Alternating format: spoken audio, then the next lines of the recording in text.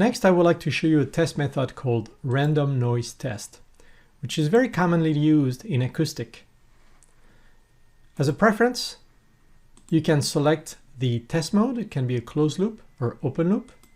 Closed loop, again, is when the device under test is physically connected to the 3670 audio interface. And you can process data such a way that you can process a spectra, an FFT, an FRF, a frequency response function, or a CPB, constant percentage bandwidth, which is also called nth octave analysis.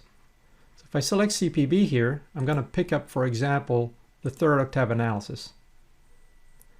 I can select an acoustic weighting if I want to. It's got to be linear here.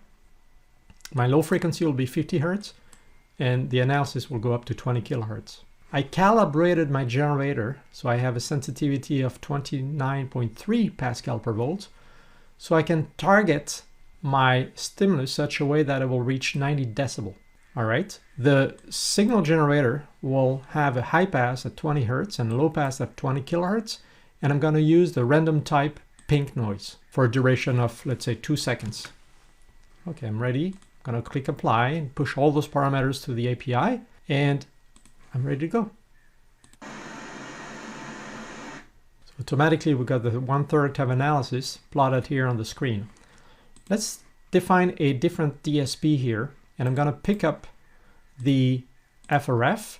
The FRF will give you the magnitude and the phase, but also can give you the coherence. So I'm going to turn that on, so you'll be able to visualize this linearity check between the input and the output, which is very convenient.